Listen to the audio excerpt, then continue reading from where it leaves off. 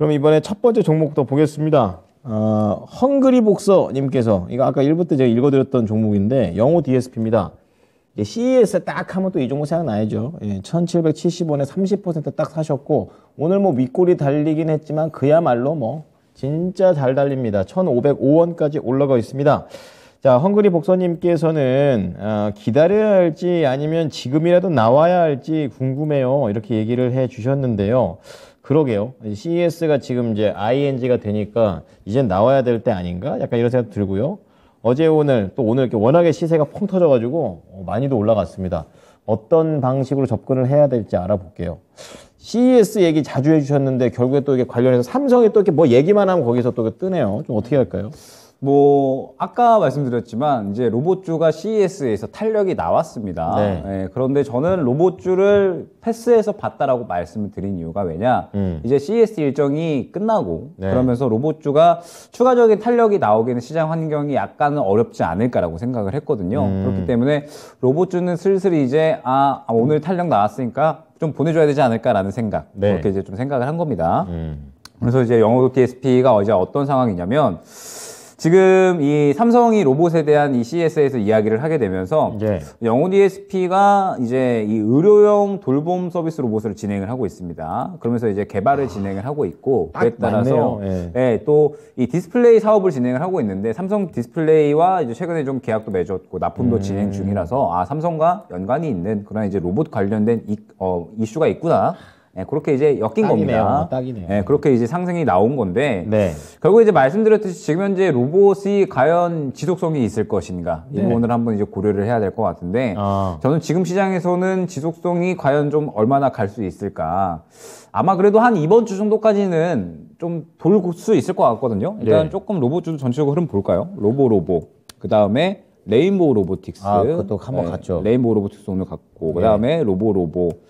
흐름들을 봤을 때 아마 한 차례 정도는 저는 조금 더 돌지 않을까. 왜냐하면은 CES가 끝나기는 했지만 지금 현재 상태에서 로봇주들이 오늘 수급이 들어갔기 때문에 결국 이 수급들을 처리해야 되거든요.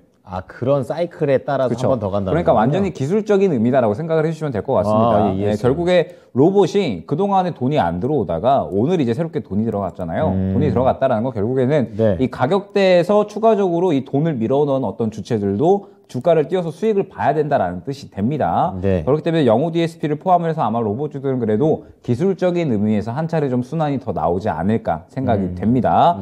그러면 영호 DSP는 어떻게 이 대응을 진행을 해야 되느냐? 결국에는 이 현재 구간을 보게 되면 121선에 부딪히면서 1530원 구간이 또 이전의 매물대가 굉장히 두텁게 형성이 되어 있는 구간이다라고 생각을 해주시면 될 것 같아요. 그런데 어찌됐든 오늘 수급이 나쁘지 않았기 때문에 추가적으로 한 번 더 돌파 시도를 해주지 않을까 생각이 됩니다. 그러면은 돌파를 해준다라고 했을 때는 약간 1600원 중반대, 1650원 정도 말씀을 드릴 수 있을 것 같거든요. 그러면은 대략 한 매수가 대비 한 5%에서 6% 정도 이제 하락권이 될 것 같은데 만약에 이 1650원 정도 구간을 돌파해주지 못한다 라고 하면 한 차례 좀 정리를 하고 가는 게 좋지 않을까 생각이 됩니다.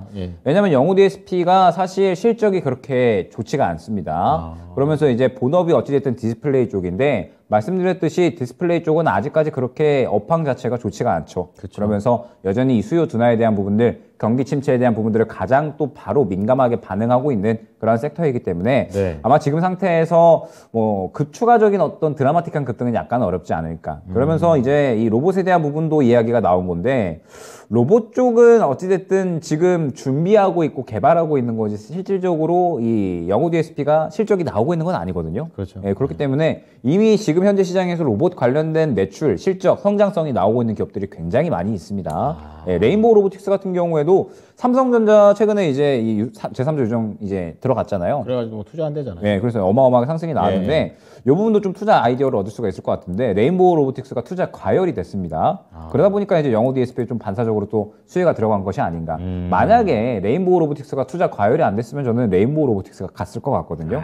그렇기 때문에 영호 DSP는 일단은 기회가 와준 만큼 단기적으로 정리하는 쪽으로 한번 방향을 잡아보시면 좋을 것 같고 일단 말씀드렸듯이 1차적으로는 1530원 1530원 돌파를 해줘야 됩니다. 1530원 돌파를 해줘야지 추가적으로 1650원 정도까지 노릴 수 있다는 점이 중요할 것 같고 예. 만약에 그 정도 구간이 이제 오게 되면 로봇주들 분위기 너무 괜찮다. 그러면 추가적으로 돌파를 노려서 한 1800원 정도 구간까지는 노릴 수 있을 것 같습니다. 만약에 그런데 시장의 분위기가 로봇주가 슬슬 빠지는 분위기다라고 한다면 그쯤에서는 정리를 해주시는 게 좋을 것 같고 지금 이제 시간의 단가를 보니까 1470원까지 떨어졌거든요. 네. 그러면은 이제 내일의 흐름을 예상을 해볼 때 다시 한번 상승이 나오면서 1530원을 돌파 시도를 해줄 경우 그 다음에 그러지 않고 오늘 밀어넣었던 이 물량들을 그대로 현재 구간에서 다 차익 실현을 해버릴 경우가 네. 있을 겁니다. 그러면은 만약에 또 마찬가지로 이 거래량이 동반되면서 차익 실현이 나오는 것 같다라고 생각이 되면 또 기간을 길게 기다려야 될 수가 있거든요. 억지로. 네, 그렇기 때문에 아마